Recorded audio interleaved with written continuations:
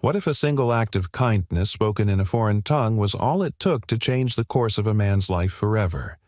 A struggling, single dad didn't mean to stand out. But one morning, at a busy farmer's market, his quiet gift caught the attention of someone powerful, someone who wasn't supposed to notice.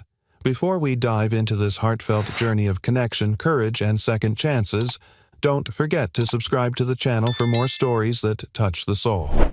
Now, let's begin. Single dad spoke fluent Spanish to help a farmer. Unaware, the woman behind him owned the market. The slap of a clipboard hitting concrete sliced through the morning buzz of the farmer's market. "Senor, I told you no permit, no table. Move it!" The market manager barked, voice cutting across the rows of colorful produce like a blade.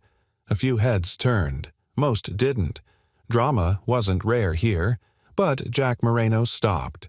He was crouched by a stack of crates, sweat staining the collar of his shirt muscles, taut from a morning of lifting boxes for vendors who barely noticed him. The voice had caught him mid-motion, mid-life, it seemed. He stood slowly, brushing off his hands as he turned. The man being berated was old, weather-worn. His leathery hands clutched a cardboard sign that read, "Fresh peaches, 3 for $2. His eyes darted between the manager and his table of unsold fruit like a boy about to lose his last toy. "I need 2 more days," the old man pleaded in broken English. "Just 2. "My papers, they come soon." The manager snorted. 2 days, 2 weeks, it's the same story every time. No license, no spot. Pack it up. Jack's jaw clenched. He glanced down the row of vendors. No one intervened. A few muttered in Spanish, a few in English. No one moved. He looked over his shoulder across the way to where his daughter Emma sat cross-legged on an overturned crate, a well-loved book balanced in her lap. She was watching, wide-eyed, expectant, waiting. He exhaled and stepped forward. "Señor, por favor," Jack said calmly, switching to flawless Spanish. "Déjeme hablar con usted un momento." "Sir, please. Let me speak with you a moment." The manager turned, startled. "You speak Spanish now." Jack didn't answer him. He crouched beside the old man instead, asking gently, "¿Tiene usted algún documento que podamos mostrar por ahora?" "Una carta, una solicitud en proceso." "Do you have any document we can show for now?" "A letter, an application in progress." The old man blinked. "Sí, tengo una carta de la oficina. Está en mi coche." Jack stood. "Give him 5 minutes. He has a letter from the permit office. You'll have your proof." The manager hesitated, glancing at Jack's plain work shirt, his calloused hands. "Who even are you?" Jack didn't flinch. Someone who remembers what dignity sounds like. There was a pause. Then the manager sighed and waved a dismissive hand. "Fine. 5 minutes. If I don't see it, he's out." Jack nodded, already helping the old man gather his things. The tension slowly faded, absorbed by the hum of the market resuming its rhythm. From behind a stall of lavender soaps, Clara Evans watched with narrowed eyes. She hadn't meant to get pulled into anything this morning. She was supposed to observe, take notes, decide if the churning wheels of her corporation should level this place or preserve it. No one knew who she was. That was the point. But something about the way Jack spoke, not just the words, but the weight behind them, held her still. It wasn't just fluency. It was authenticity, and it didn't come from textbooks. She pulled her phone from her coat pocket and opened the market's vendor log. Jack's name wasn't listed. He wasn't a seller, just staff, a mover, a body. But she'd seen something more. Dad Emma's voice called, snapping Jack back. She held up a water bottle. "You forgot this." He took it with a grin. "What would I do without my assistant? You'd probably pass out." She smiled and he laughed, ruffling her curls. Clara watched this too, the softness in his eyes, the way he listened to his daughter like every word mattered. Then came the real twist. The old man returned minutes later waving a folded letter. The permit office had in fact approved his application. It just hadn't arrived in time. The manager grumbled, but let him stay. Jack didn't linger for thanks.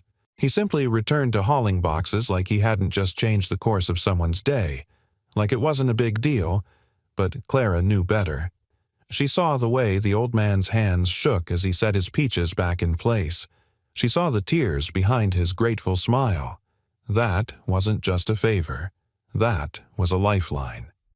Clara slipped her phone back into her pocket, heart thudding faster than expected. She had come here searching for economic data, community receptiveness, real estate valuation. But now she had something else, someone else to factor in.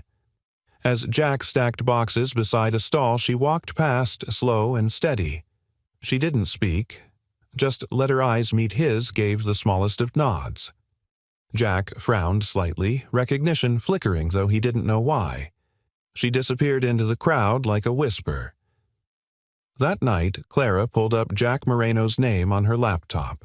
There wasn't much, no LinkedIn, no social media. But she found an old university bulletin from UC Berkeley, a language fellowship award. Then a public school staff photo from years ago. Mr. Moreno, Spanish language program. And then nothing. A gap, a void. She closed the screen slowly, her own reflection staring back at her.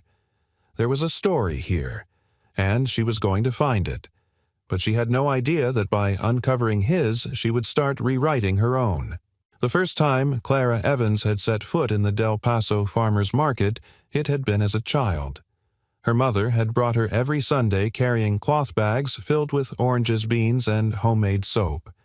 The smells back then, cilantro, warm tortillas, damp earth had sunk into her memory like perfume clings to a scarf. But Clara didn't smell anything today. She was too focused. Dressed in jeans, a loose tan blouse, and a sun hat that concealed most of her face, she moved among the vendors with quiet purpose. Her assistant had offered to arrange an official tour with the market committee, but she declined. Clara didn't trust curated introductions. She preferred the truth, and truth didn't wear badges or suits. This market was slated for acquisition, another name on a long list of underutilized properties that her company Solvita Foods had been targeting for rebranding. Clean up the vendors' install uniform stalls, regulate the permits, and make everything sleek, safe, and marketable. Until that morning, it had sounded like progress. Logical. Efficient. But then she'd seen him. The man who stepped forward to defend an aging farmer like it was second nature. The man who didn't raise his voice, who didn't posture, but whose words carried weight. And not just because he spoke Spanish like a native. There was history in his tone, familiarity, respect. Clara hadn't planned to interfere, but she'd watched closely because something in Jack Moreno's voice reminded her of her mother. The same quiet command, the same warmth buried beneath principle, and that made her stay longer than intended. Now, as she passed a vendor selling homemade cheese, she asked the woman behind the table casually, "Who's the guy with the crates and the little girl who reads a lot?" The woman squinted past Clara's hat, then grinned. "That's Jack. He's a regular. Doesn't own a stall, just helps folks lift stuff. Real strong, real polite.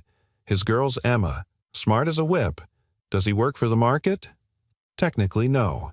He picks up shifts, does favors. No one pays him much. He just shows up." The woman leaned in. "But if you need something done." "Right," asked Jack. Clara smiled, murmured her thanks, and walked on. She passed Emma, sitting with a sketchpad now, drawing something in the corner of her book, two hands clasped, one large one small. The child had that inward look some kids had, as if she carried a world inside her head, too big to speak aloud. Clara knew that look. She'd worn it once. At home that night, Clara sat in her reading room, a glass of Pinot beside her, and read the personnel proposal for the Del Paso project again. It called for a full vendor replacement strategy. Remove undocumented or non-licensed sellers, implement vendor uniforms, increase rental fees to encourage premium partnerships. In theory, it made sense, but in practice, she pictured the old man with the peach sign. She saw Jack stepping between two worlds with a language most executives didn't even hear, let alone speak. What struck her most wasn't the Spanish. It was the dignity. Jack hadn't done it to show off. He hadn't tried to win praise. He simply acted because it was right. Clara flipped her laptop open again and typed Jack Moreno plus UC Berkeley. An old academic archive surfaced Jack R. Moreno, recipient Applied Linguistics Fellowship. Further down, a faded school staff photo, Elk Grove Unified School District. Bilingual coordinator. And then, nothing. The trail vanished. It was as if he'd stepped off the professional grid altogether. Clara leaned back in her chair, troubled more than she expected. That kind of resume didn't just disappear unless something personal had happened, something that made a man walk away from recognition and salary and step into the shadows of manual labor. She didn't like mysteries she couldn't solve. And yet, some part of her hesitated. Not from suspicion, from respect. She wasn't entitled to know Jack's story, but it had become clear if she went forward with her company's original plan, men like Jack would vanish from the market, pushed out by formality and regulation that left no space for nuance or character. And she wasn't sure she could live with that. The next morning, Clara returned to the market. Not to observe, not to hide. She brought coffee. Jack was adjusting crates outside a honey stand when she approached. Emma wasn't with him today. Clara stopped a few feet away and held out a cup. "Black no sugar," she said. "You look like someone who doesn't believe in sweetness before noon." Jack turned, startled. Recognition flickered in his eyes. "You've been watching me," he said, not accusing, just observant. "I've been watching everything," Clara replied. "But yes, especially you." Jack hesitated, wiped his hands on a towel, and accepted the coffee. "I don't usually get attention unless something breaks," he said. "Something broke," Clara said softly. "The way that farmer looked at you yesterday, like you'd held him together." Jack didn't reply right away. Instead, he took a sip, then glanced at her sideways. "You're not just here for groceries, are you?" "No," she admitted. "I'm Clara." He nodded once. Jack. They stood in silence, the clamor of the market filling the spaces between them. Clara took a breath, made a decision. "I'm involved with a company interested in redeveloping this space," she said. "We're looking at community assets, real value, and what you did yesterday, that's not nothing." Jack set his cup down gently. "People here don't need redeveloping," he said. "They need space, respect, a little time, and leadership," Clara said. Jack looked at her long and deep. "I used to lead," he said finally. "Now I show up where I'm needed. Then maybe it's time to lead again." The moment stretched. Then a child's voice called out, "Dad." Emma came running, holding up a hand-drawn flyer for a storytelling event. "Can we go next week?" There's a girl reading poems in Spanish. Jack smiled, brushing a strand of hair from her face. "We'll be front row." Clara watched them, father and daughter. Words and silence. Rooted real good. This place wasn't just a market. It was a language. One only a few people still remembered how to speak. And maybe she could learn it too. Jack Moreno kept his mornings quiet. It was the only time the world didn't feel like it demanded more than he had to give. Every day at 5:15 a.m., he made coffee-packed Emma's lunch and folded her sweater just the way she liked it, sleeves crossed, hood tucked in. Then he'd sit at the kitchen table, sipping slowly, letting the silence wrap around him like a threadbare quilt. But today, silence didn't settle. Not after Clara's words the day before. Then maybe it's time to lead again. She didn't know what she was asking. Jack looked across the kitchen at the dusty bookshelf in the corner. On the top shelf, half buried behind Emma's school trophies and an old ceramic pencil holder, sat a frame turned backward. He hesitated, then reached for it. The photo inside was sun-faded but clear enough. He stood next to a podium, hand resting on a stack of awards. A younger Jack, neatly trimmed beard, crisp tie, proud but tired eyes. The caption on the certificate read, "Outstanding Educator in Bilingual Education, California State Recognition." He hadn't touched that photo in years. Back then, he was Mr. Moreno to over 200 students. He ran bilingual immersion programs in underfunded districts, teaching kids to embrace both their heritage and a broader world. He believed deeply in what he did. But when Marisol, his wife, was rushed into emergency surgery during Emma's delivery, everything changed. Jack had arrived at the hospital breathless 20 minutes after the school bell rang. The doctor met him in the hallway. "I'm sorry," he'd said, voice quiet. "We did everything we could." Just like that, Jack's world went from lectures and lesson plans to pediatric inhalers, co-pays, and nap schedules. Emma had been born with underdeveloped lungs and fragile immunity. She spent her first year in and out of ERs. The school offered him a flexible schedule. The university even held his doctorate placement. But none of it mattered. He couldn't risk being unavailable, not even for a moment. He sold their house, moved closer to community clinics, took jobs that didn't require a tie or emotional bandwidth. What surprised him most wasn't the grief. It was how quickly the world forgot who he used to be. No one called anymore asking for speaking engagements. He stopped being Professor Moreno and became, "Hey, can you lift this box?" And that he accepted. It was the price of being there for Emma. But every so often, on quiet mornings like this, he missed the classroom. He missed being someone kids looked up to. He missed using his voice. That afternoon, Emma sat cross-legged on the living room rug, coloring a new flyer she made for her school's Cultural Heritage Week.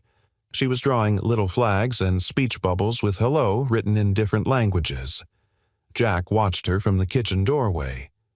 "You know," she said, not looking up, "my teacher said I could talk about you during my presentation." He blinked. "Me?" "Yeah." She glanced at him. "Because you speak like 100 languages. And because you help people at the market." "That counts." Jack chuckled. "Not 100, maybe 4. And helping folks carry fruit doesn't exactly make me a hero." Emma looked up serious. "You're my hero." His throat tightened. "Mom would have thought so too," she added gently. There it was. That unexpected gravity kids sometimes dropped into the room without warning. Jack sat beside her. "Hey, you okay?" Emma shrugged, but her voice was softer. "I just miss her sometimes, even though I don't remember her." Jack wrapped an arm around her. "She would have been crazy about you," I know, Emma whispered. "Because you are." It was quiet for a moment. Then Jack said, almost to himself, "Do you think she'd want me to try again?"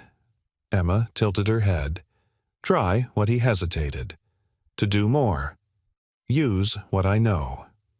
Use my voice." Emma reached into her backpack and pulled out the drawing she'd been working on the night before. It showed a man holding a megaphone standing on crates with tiny people below cheering. A little girl stood next to him holding his hand. "I already drew you doing it," she said. Jack laughed, then blinked back unexpected tears. He cleared his throat. "Well then, I guess I'm outvoted." Later that evening, he pulled out his old laptop.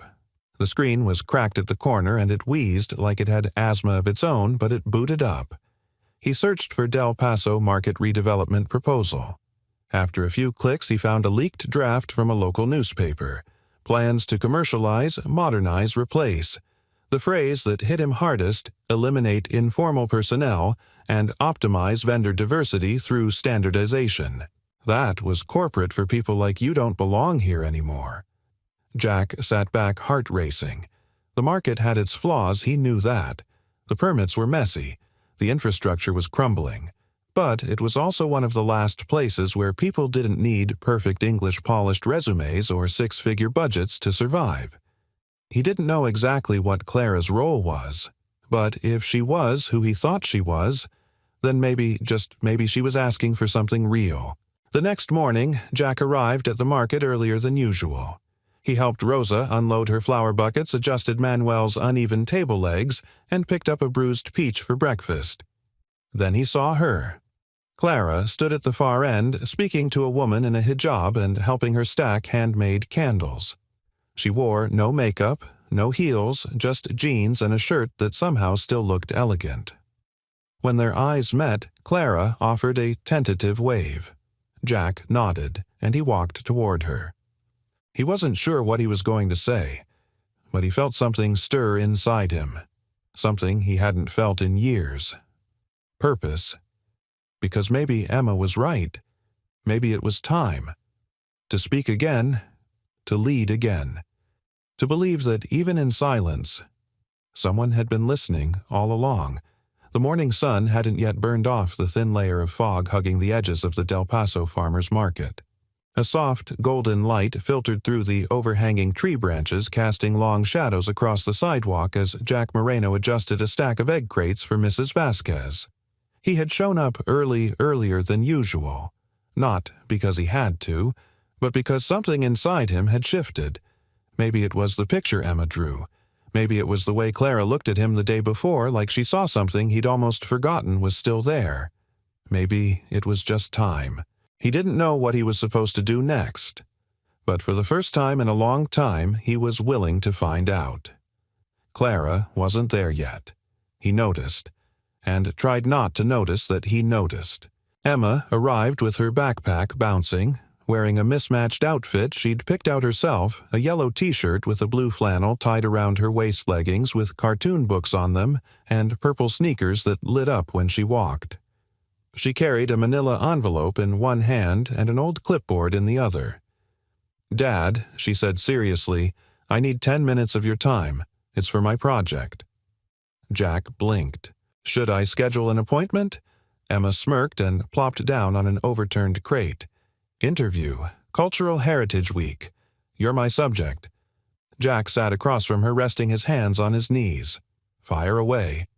Emma cleared her throat theatrically, then read from a crumpled paper. "What traditions from your culture have influenced your life the most?" Jack chuckled. "Well, that's a big question. Probably language. My mother insisted I learn Spanish and English side by side. She said words are bridges, not walls."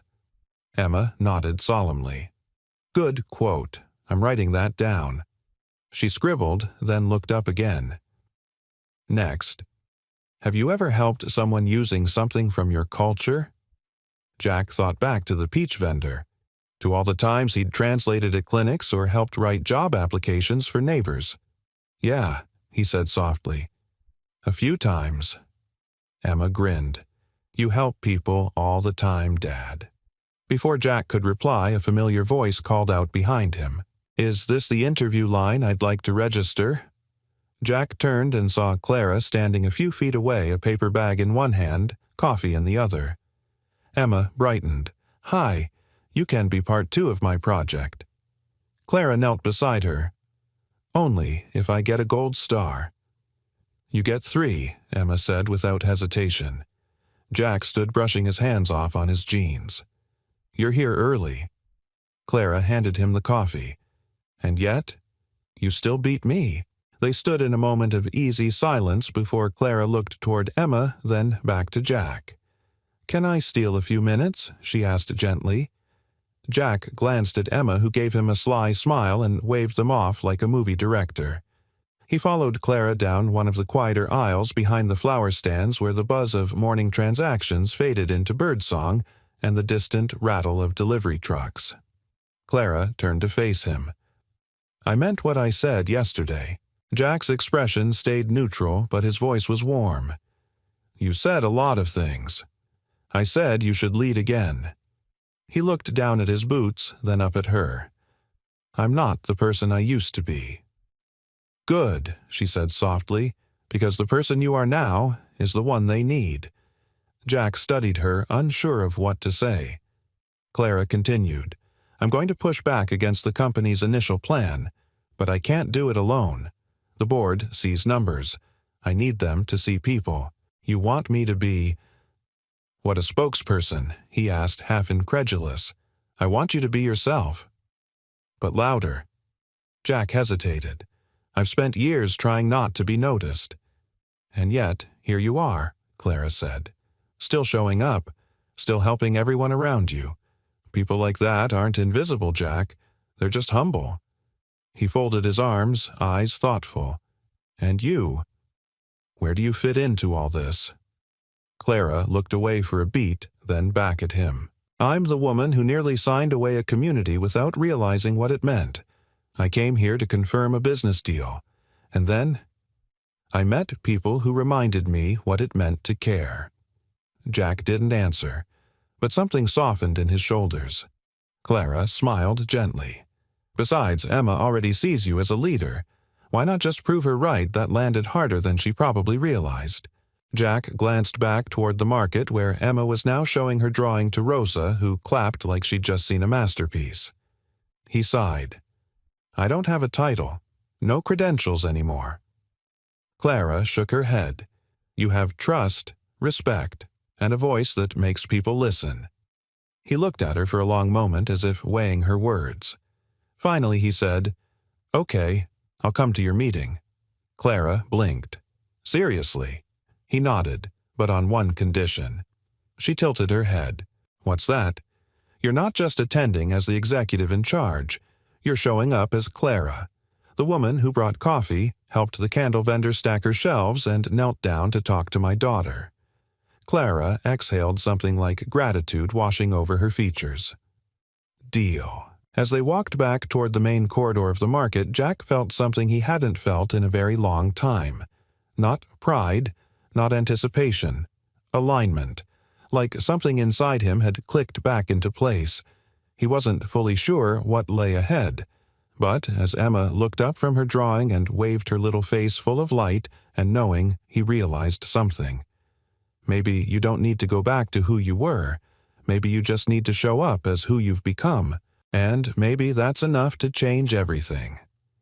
The meeting room above the local community center smelled faintly of lemon cleaner and old carpet. Jack sat near the back, tapping a pen against his leg as murmurs filled the space. Folding chairs creaked under the shifting weight of small business owners, market vendors, and city liaisons. Most people looked tired. A few looked guarded. The walls were plastered with poster boards, proposed modernization plan, vendor application process, projected economic growth. All of it slick, polished, corporate. All of it felt foreign.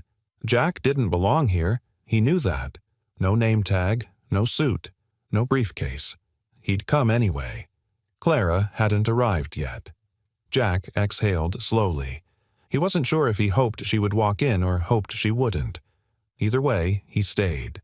He owed it to Emma, to the people who called the market home, and maybe for once to himself. Downstairs, Clara stood in the lobby holding her breath.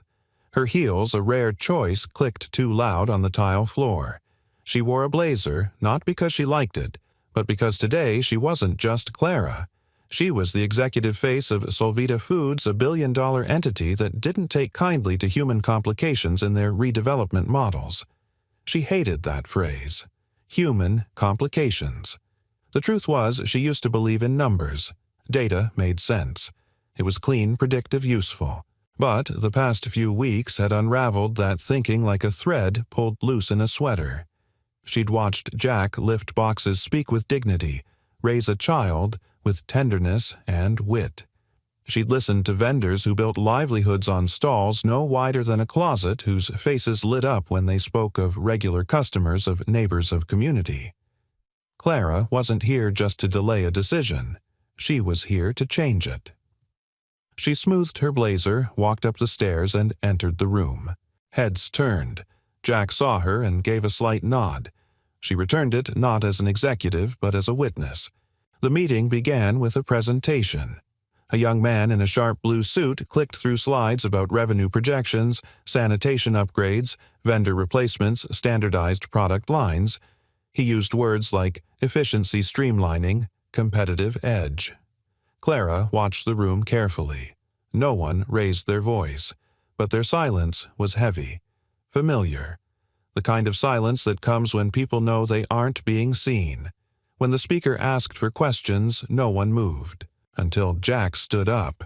He didn't step forward, didn't try to dominate the room. He just cleared his throat. "I have a question," he said. His voice was calm, measured, but it carried. Everyone turned toward him. Jack continued. "What happens to the vendor who doesn't speak English well enough to fill out a 3-page online application?" The man in the suit hesitated. We'll have translation options. And if they don't have internet access, Jack asked again. There was a pause. Clara stood. She didn't ask permission. I think what Jack is asking, she said clearly, is whether these changes serve the people already here or just make room for a different kind of tenant. The room stirred. A few heads nodded. The man in the suit frowned. Ms. Evans, with all due respect, this plan was approved at the regional level, I know, Clara said, her tone still composed. But I helped write it, and I'm here to change it. Gasps. A few murmurs. One elderly vendor crossed herself. Jack blinked. That wasn't what he'd expected. Clara looked around. I spent the last few weeks walking this market, talking to the people, watching what works, what doesn't. There's room for improvement. Yes, but improvement doesn't have to mean erasure. She gestured to the posters. This plan talks about walls. I want to talk about windows, places where light gets in, where voices can be heard, where diversity isn't cleaned up, it's celebrated. Jack looked at her differently now, like a wall he didn't realize he'd built had just cracked. Later, as the room cleared and small groups formed around the coffee table and sign-up sheets, Jack found Clara outside on the balcony. She'd kicked off her heels and stood barefoot against the railing, staring down at the street. The sun was dipping low, casting gold along the sidewalk. That was brave, Jack said. She didn't turn. It was overdue. Jack joined her at the railing. For a moment, neither spoke. You didn't have to come back, he said. Most people with power don't. Clara finally looked at him. I think I forgot what power is. He studied her, unsure of what he saw. There was elegance, yes, but also weariness, sincerity, and something else. Vulnerability, maybe. My mother used to bring me to that market, she said softly. I forgot how much it meant to her, until I met you, and Emma, and Rosa, and the man with the peaches. Jack smiled faintly. His name is Enrique. Of course it is, Clara said with a small laugh. They stood there in silence, watching the sky change. Then Clara asked quietly, Do you think they'll trust me now? Jack looked at her, really looked. Not at the CEO, not at the polished version. At the woman standing barefoot asking an honest question. I think they already do, he said. They just needed to hear it from the real you. That night back at home, Emma sat on the floor sorting through colored pencils. Dad, she asked, did you speak up today? Jack paused, recalling every heartbeat of that room. I did, he said. Emma looked up, hopeful. Was it scary? Terrifying? But you did it anyway. Yeah, he said. I did. Emma smiled, then pulled a folded paper from her backpack. Then, you're ready. For what? For Chapter 2, she said, handing him a flyer. It was for an upcoming community storytelling night at the market. Emma had signed him up to speak. Jack stared at the flyer, then at her. You're relentless. Emma shrugged. You're interesting. People should hear you. Jack shook his head with a quiet laugh, but his eyes were warm. Maybe walls could become windows after all. By the time Jack arrived at the evening stakeholder session, the fluorescent lights were already buzzing overhead like a nervous whisper. It was held in the back conference room of a local library, the kind of space that still smelled faintly of dry pages and old varnish. Jack had been invited, not summoned, but he could feel the tension in the air the moment he stepped inside. He was the only one not wearing business attire. Again. A flannel shirt and worn jeans made him look like he was there to fix the plumbing not-talk policy. He carried no notepad, no printed proposal. Just a quiet presence and a memory full of stories. Clara was seated at the far end of the rectangular table, her expression unreadable but calm. She gave him a small nod. The only seat left open was beside her. As Jack walked the length of the room, he could feel eyes following him, measuring, weighing. At the head of the table sat a man in a steel-gray suit, sharp-featured and polished in a way Jack instinctively distrusted. Mr. Moreno, the man said, folding his hands. Glad you could make it. I'm Alan Crane, Vice President of Strategic Development for Solvita. Jack shook his hand. "Thanks for having me." Crane gave a smile too tight to be sincere. "We're here to listen, and we're here to move forward. Let's begin." The meeting opened with a formal agenda. Financial forecasts, maintenance plans, the usual corporate jargon scalability, compliance asset optimization. Jack followed what he could, but most of it sounded like they were talking about machines, not people. Then came the part Clara had warned him about. Crane introduced a revised streamlining model for the vendor ecosystem, cleaner, faster, more selective. Jack's heart dropped at the phrasing. More selective, it meant fewer booths, higher rents, English-only applications, erasure dressed in structure. Jack could feel Clara shift beside him. "I'd like to speak," he said, not loudly, but clearly. The room quieted. Crane tilted his head. "Of course, Mr. Moreno. We're all ears." Jack stood slowly. No notes, just his voice. "I want to ask a question," he began. "Not about projections or rental grids. Just one thing." He looked around the room, meeting each gaze. "What exactly are we saving?" he asked, "if we lose the soul of the place in the process?" Silence. He took a breath. "I know what it's like to lose something that can't be replaced. My wife died during childbirth. I gave up my career to raise our daughter, and I never regretted it. But I did lose part of myself. For a while." He let that hang in the air. No one interrupted. "This market, this little broken-down, messy, multilingual corner of the city gave me back pieces I thought I'd buried for good. The people here don't just sell fruit and flowers. They sell hope, memory, identity." Crane's fingers steepled in front of him. "Mr. Moreno, with all due respect, we understand the sentimental value. But sentiment doesn't sustain a long-term portfolio." Jack smiled faintly. Neither does arrogance. A few people sucked in breath, but Clara didn't flinch. In fact, a subtle glint of pride flashed in her eyes. Jack continued, "If we build over this place, we won't be creating something new. We'll be erasing what already works just because it doesn't look like what's on a spreadsheet." Crane leaned back, lips thin. "So, what do you propose?" "Chaos unregulated operations." Jack shook his head. "I propose adaptation, bilingual paperwork, training workshops, rental assistance for legacy vendors, a council made up of people who actually work there." Crane scoffed. "That's very democratic." "It's very human," Jack replied. When the meeting broke for a brief recess, Jack stepped into the hallway to clear his head. His palms were sweating. His heart pounded in a slow, heavy rhythm. He wasn't a speaker. He wasn't trained for this. But it felt right, like stretching a limb long asleep. A few minutes later, Clara joined him. "You handled that better than most politicians I know," she said. Jack let out a long breath. "I think I just challenged a VP to a moral duel." Clara smiled. "You didn't just challenge him. You shook him." Jack looked at her, searching. "Does it matter?" Clara didn't hesitate. "Yes, because you gave voice to what so many have wanted to say but didn't know how."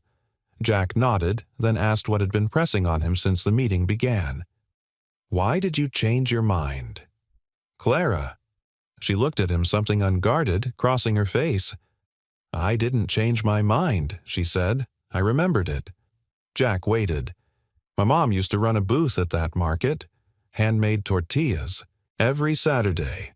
I'd sit under the table with a book while she counted change and greeted every customer by name.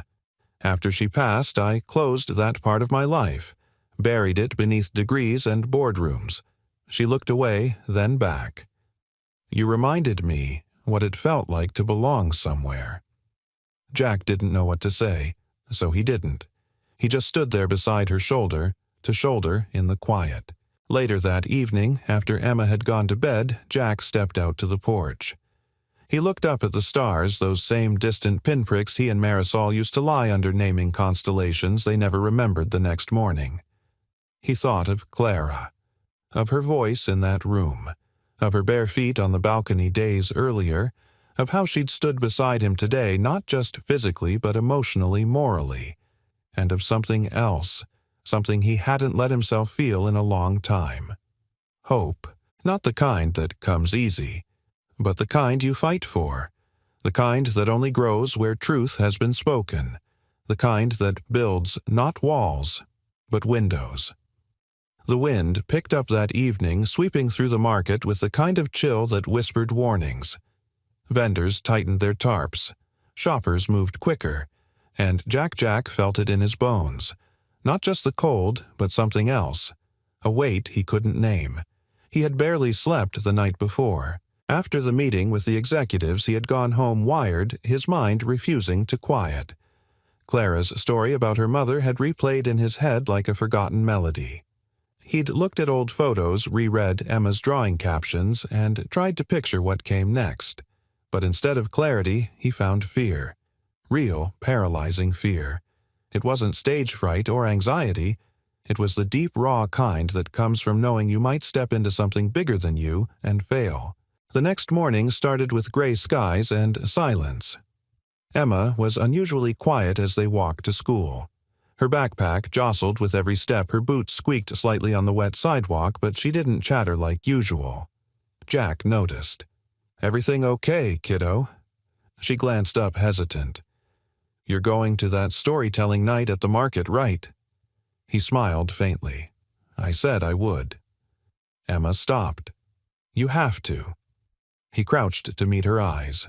"Why is this so important to you?" She swallowed. "Because I talk about you all the time, at school, to my friends, even to my teacher. I always say, my dad helps people. My dad used to be a teacher. My dad speaks Spanish better than the Spanish teacher." He laughed. "That's a low bar," but she didn't laugh back. Her voice trembled. "I need them to see what I mean." Jack's heart clenched. "I will," he said softly. "I promise." She nodded, eyes shining. "Okay." But even after she turned and ran to join her classmates, Jack stayed crouched on the sidewalk, hands on his knees, breathing like he'd just finished a marathon. Later that afternoon, Clara texted him, "Meeting with city officials moved to next week. Great work yesterday. Proud of you." Jack stared at the message longer than he should have. The words "proud of you" hit differently when they came from someone who didn't have to say them. He replied with a simple, "Thanks. Talk soon." Her answer came seconds later. "Definitely." And, "Jack, don't forget to show up tonight. People need to hear you. I need to hear you." But as the sun dipped below the rooftops, painting the streets in hues of amber and rust, Jack stood frozen in his living room. His shirt was ironed. Emma had laid out his notes on the kitchen table.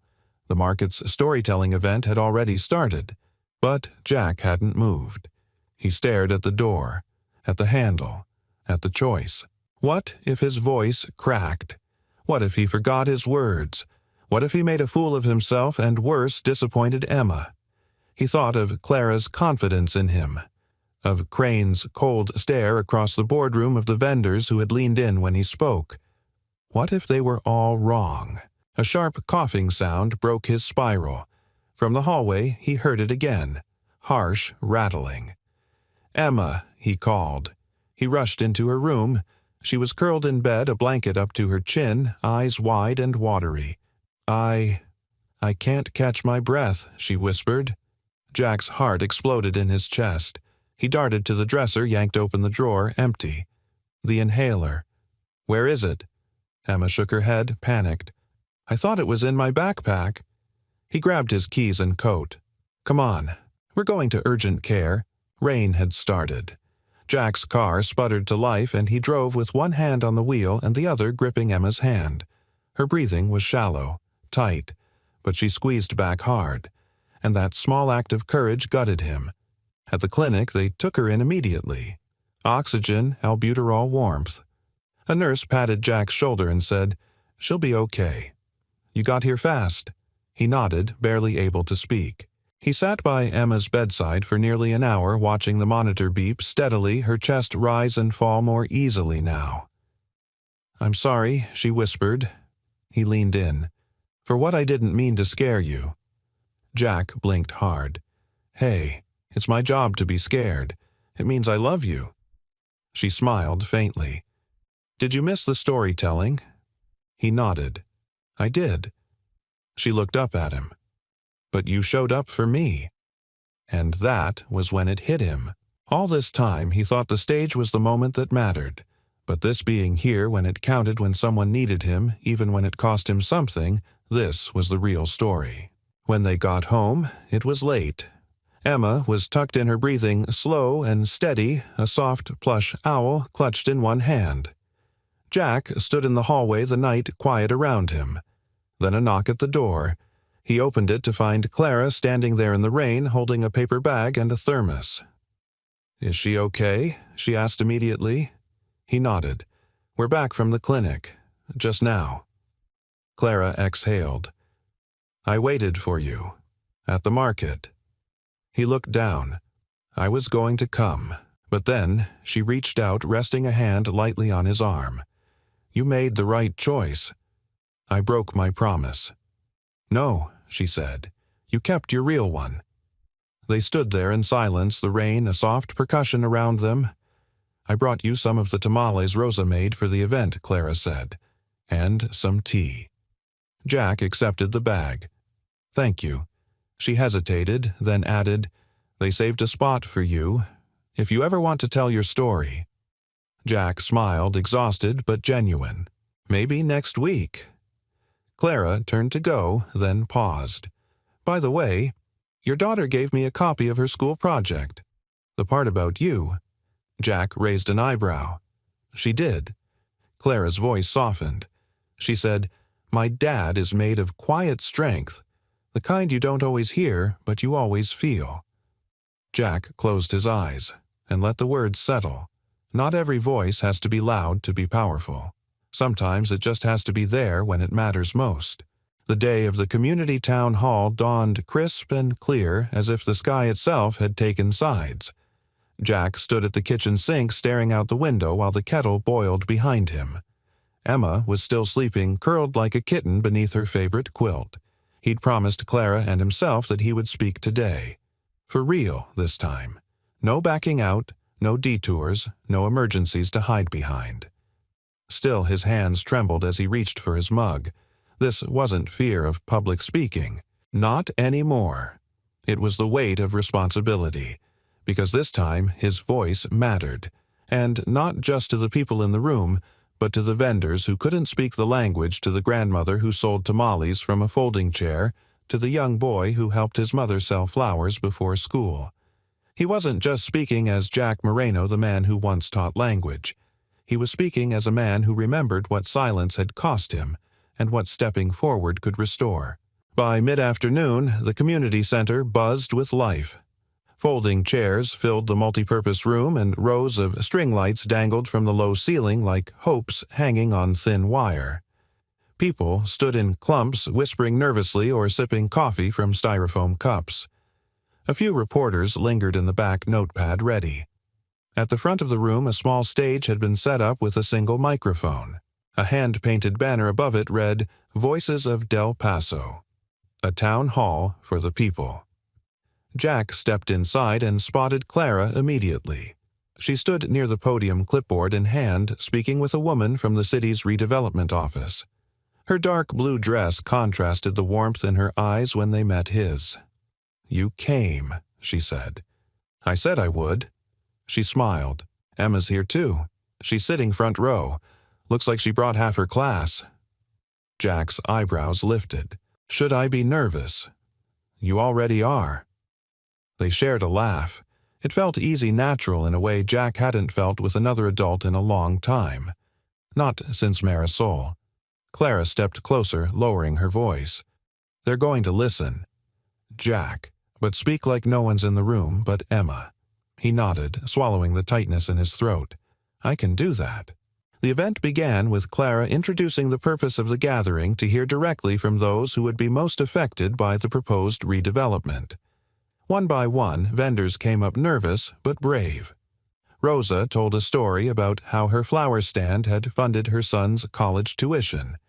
Manuel shared how his produce stall had been passed down through 3 generations. A teenage girl spoke softly about translating for her mother every time inspectors came. Each story was a thread weaving together something bigger than any one voice. Then Clara stepped up again, and now she said a voice I think we've all come to trust. A man who's not just part of this market, but part of what it stands for. She turned, met Jack's eyes, and stepped aside. The room stilled. Jack climbed the steps to the stage, his heart hammering. For a moment, the microphone loomed like a mountain. Then he took a breath and began. "My name is Jack Moreno," he said, "and I'm not a vendor. I don't run a booth or sell handmade soap. I don't have a logo or business cards. I carry crates. I translate when someone's scared. I walk my daughter past these stalls every week." He paused. "But I'm not here to talk about me. I'm here to talk about what happens when voices are lost." He told them about the day Enrique almost lost his stand because he couldn't explain a permit delay, about Rosa trying to fill out digital paperwork on a phone with a cracked screen, about the boy who translated adult conversations without knowing the weight of the words. And then he said, "Every time we ask someone to speak a language they don't know, navigate a system they don't understand, or follow rules written by people who've never looked them in the eye, we are not improving a system. We are building walls disguised as order." Murmurs rippled through the crowd. "I used to be a teacher," Jack continued. "Language was my life. But when my wife died and I had to raise my daughter alone, I stopped using my voice. For a long time, I thought silence was survival." He looked out over the crowd at Emma, who sat wide-eyed between her friends. "But my daughter taught me something. That silence doesn't protect you. It only hides you. And when we hide, we let other people tell our stories." He stepped forward slightly. "So today, I'm using my voice. Not because I want attention, but because I believe the people in this room, this market, deserve to be heard before they're erased." The silence was thick. Then someone began to clap, then another, and another, until the room filled with a swelling, thunderous applause. Jack stepped back, overwhelmed but steady. Clara met him at the foot of the stage, her eyes shimmering. She didn't say a word, just reached for his hand. He let her take it. That night, after the applause faded and the chairs were stacked away, Jack and Emma walked through the quiet market under starlight. "You were amazing," Emma said, practically bouncing. "I thought I might pass out." "You didn't." "No," he said, "I didn't." They passed Rosa's stand, now empty, and Jack paused. "I didn't do this alone," he said.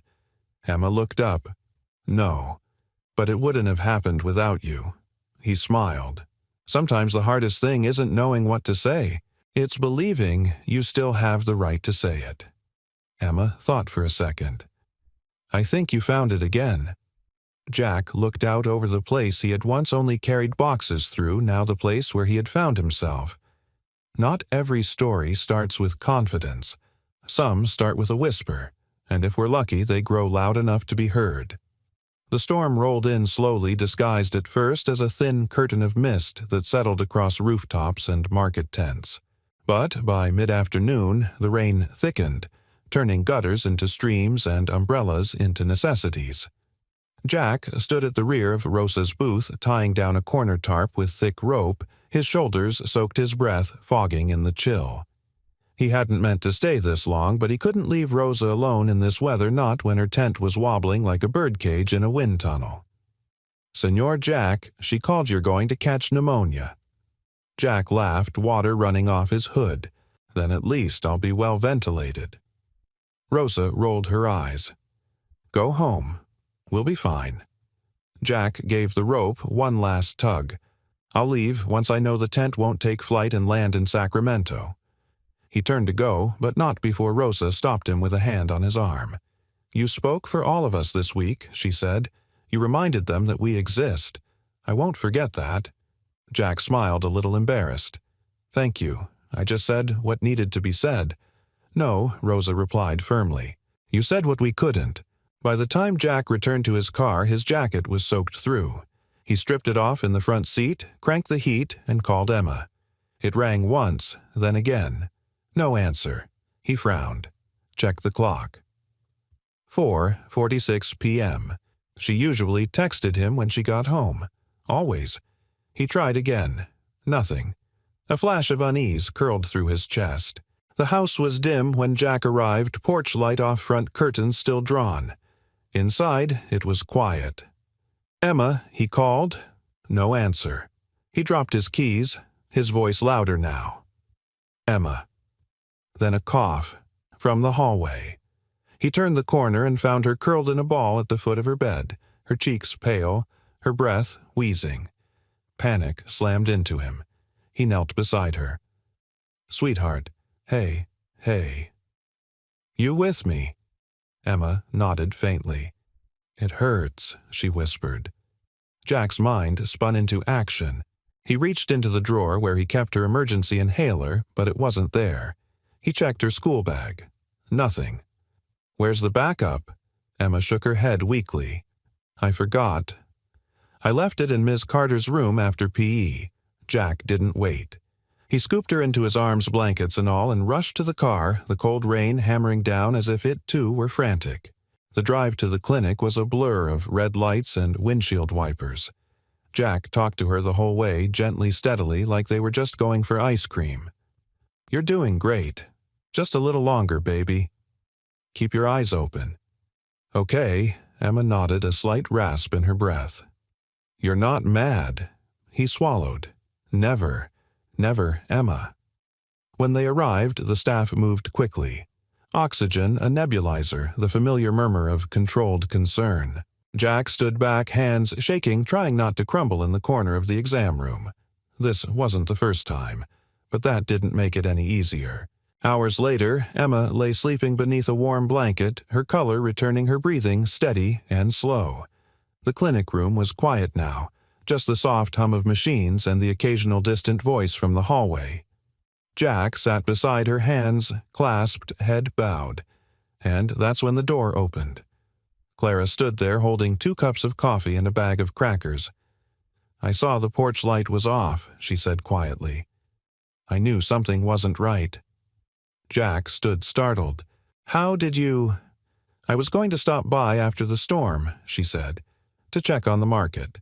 And maybe check on you." She looked at Emma, then at him. "Is she okay?" Jack nodded slowly. "She's stable now." Clara set the coffee down and reached into her coat pocket, pulling out a small plastic inhaler. "I keep one in my glove box," she said, "just in case." Jack took it, staring at her words, failing. "You remembered," he said softly. Clara sat in the chair across from him. "Of course I did." They sat in silence for a moment. Then Clara spoke, her voice barely above a whisper. "This is why you hesitated, isn't it? The meetings, the speeches. You were afraid that if you stepped too far into the world again, you might miss something that mattered more." Jack looked at Emma. Then he nodded. "I already failed once," he said.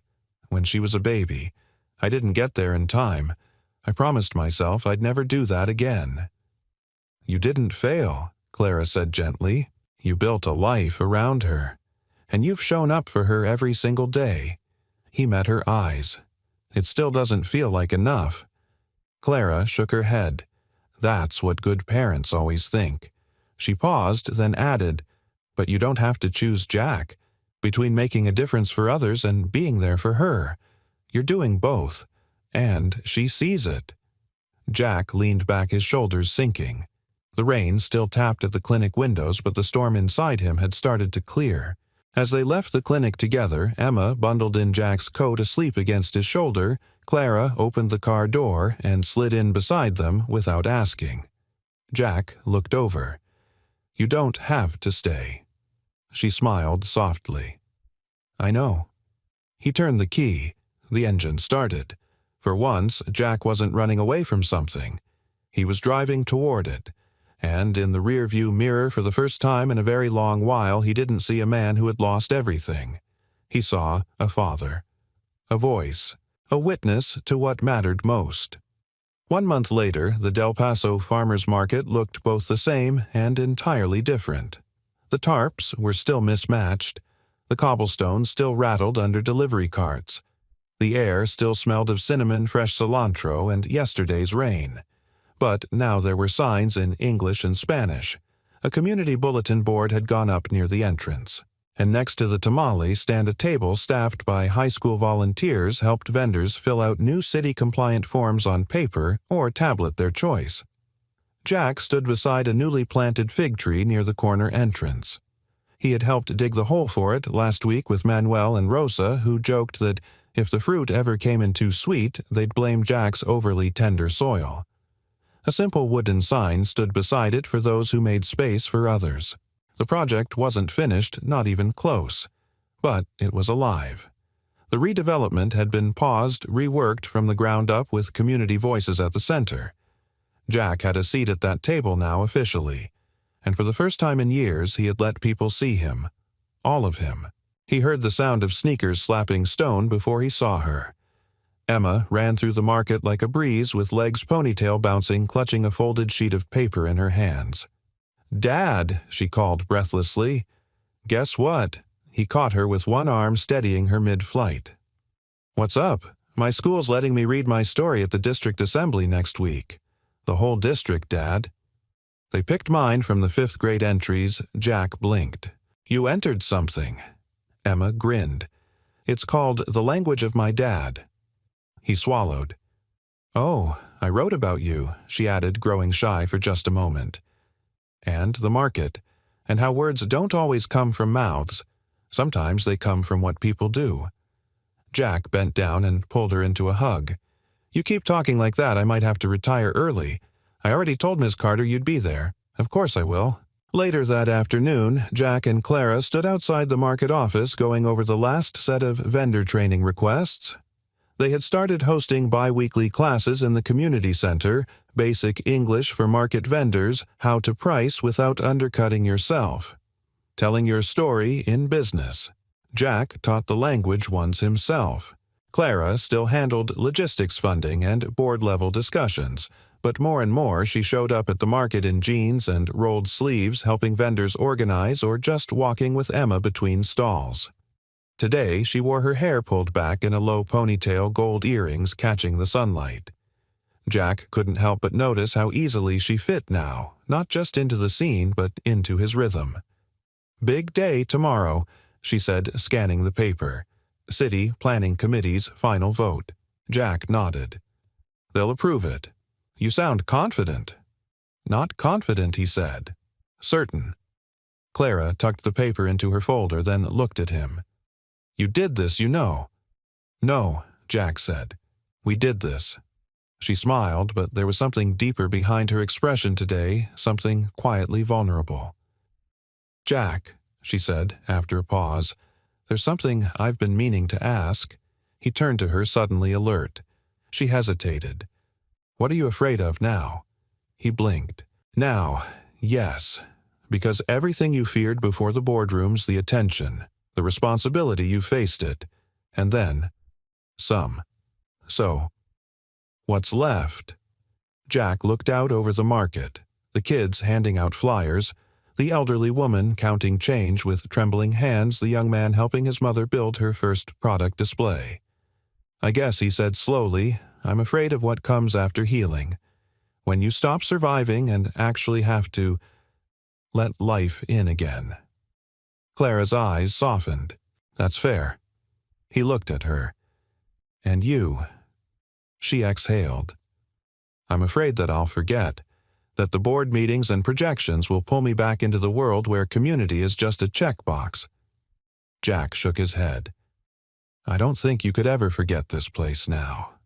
"I don't want to," she whispered, "because this is the first time in a very long time I've felt like me." He reached for her hand. She let him. It wasn't grand. It wasn't theatrical. Just real. Two people, both scarred and softened by life, quietly choosing not to walk alone anymore. That weekend, the city committee voted unanimously to approve the revised Community Integrated Redevelopment Plan. Jack didn't cry. Clara did. They celebrated with the market community under string lights and picnic tables, sharing food and stories and music. Emma read her piece aloud to a crowd of cheering vendors who held up cell phones like proud aunts and uncles. Manuel offered free oranges to everyone. Rosa brought extra chairs for strangers. The fig tree at the corner bloomed early. No one expected it, but no one questioned it either.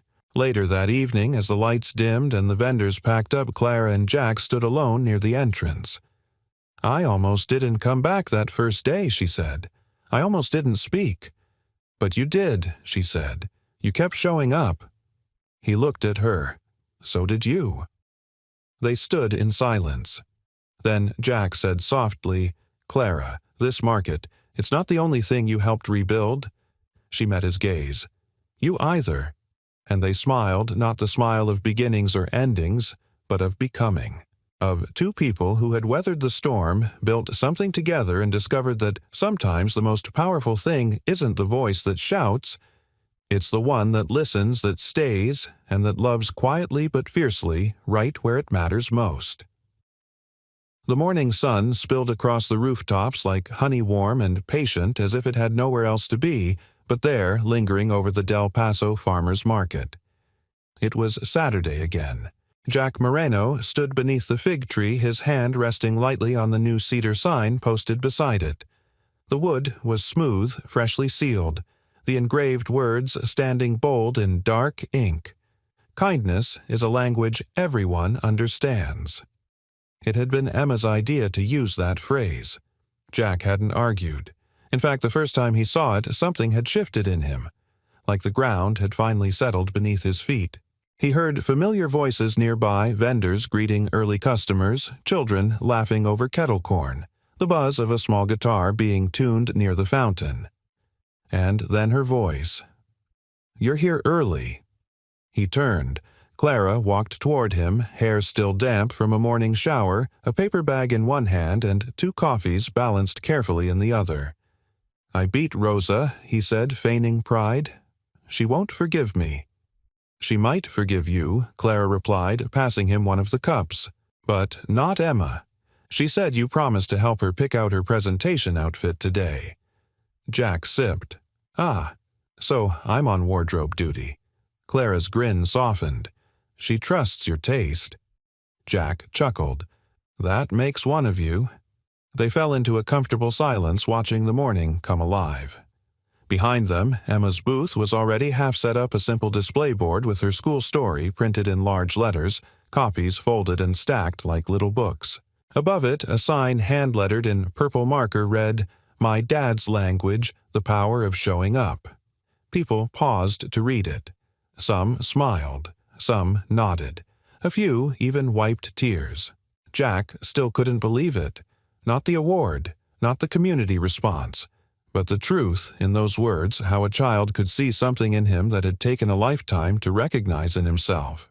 Later that morning, the storytelling stage reopened for the first time since the city's redevelopment approval. The microphone had been replaced, the lighting repaired, and a new banner stretched across the backdrop, Voices of the Market, where every story matters. Emma was the first to speak. She wore a navy blue dress and red sneakers and held her note cards like sacred scripture. Her voice was clear, confident, steady. "My name is Emma Moreno," she began. "And this is the story of my dad. He doesn't wear a cape. He doesn't fly or shoot lasers, but he does something cooler. He helps people feel like they belong." The crowd quieted, leaning in. She spoke of language, not just Spanish or English, but kindness gestures, consistency. How her father had used all of those to help people who didn't always have a voice. She ended with this, "My dad says that when you show up for people, it doesn't always make noise. Sometimes it's quiet, but it always echoes." The audience stood, clapped, cheered. Jack clapped too, his eyes shimmering. Clara slipped her hand into his. That evening, the market closed under a soft sky the color of lavender and smoke. Jack and Clara walked together along the outer path past the fig tree, past the vendor booths, now packed away, past the children's chalk drawings on the pavement that spelled "Gracias" and "Thank you" side by side. They paused near the gate where a new installation had gone up, a collage of photos, stories, and handwritten notes from community members. In the center was a snapshot of Jack on stage, microphone in hand, eyes, calm voice, mid-sentence. Someone had written beneath it in cursive, "The man who reminded us that silence is not the absence of voice, but the presence of choice." Jack stared at it for a long time. Clara nudged his arm. "You okay?" He nodded slowly, just remembering how far away this all used to feel. Clara smiled, and now he turned to her. "Now it feels like home." They stood quietly. Then Clara said, "There's something I've been wanting to ask you." Jack raised an eyebrow. "Does it involve coffee or city zoning regulations?" She laughed. "No, it involves a question." He waited. She took a breath. "What would you think about building something together?" He blinked. "The market?" "No," she said gently. "I mean, life. You, me, Emma." He didn't answer right away. Instead, he took her hand, brought it to his lips, and kissed it softly. "Then I think I'd be a fool not to." Clara smiled wide and whole. "Good, because I already bought a second toothbrush." A week later, the local paper ran a headline, "From Quiet Strength to Lasting Legacy, the Market, the Man, and the Movement." But the headline didn't matter to Jack, nor did the feature photos or the city proclamation or the plaque being prepared for unveiling. What mattered was this one evening, Emma crawled into his lap with a blanket, her hair damp from her bath, and whispered, "I'm glad you used your voice." He wrapped his arms around her. "Me too, sweetheart." "Do you think it's true?" she asked sleepily. "That kindness echoes." Jack looked out the window where the lights from the market still glowed in the distance, warm and steady. "I think it never really stops," he said. "It just keeps going, person to person, like a story that knows how to find the right ears." She yawned. "Then I'm going to be kind forever." He smiled. "You already are." And in the hush that followed, the house breathed softly with the peace of things once broken, now made whole. A man who had stopped speaking had found his voice. A woman who had forgotten her roots had rediscovered them. And a child who believed in both had rewritten what legacy could look like. No banners, no noise, just presence, truth, and love. And in that they built something stronger than any structure. They built home. Where are you watching from today? We'd love to hear your thoughts. What part of the story moved you the most? Drop a comment below and let's connect. And if this story touched your heart, don't forget to subscribe for more meaningful tales just like this one. Thank you so much for spending your time with us. Until next time, stay kind, stay hopeful, and keep believing in the power of small miracles.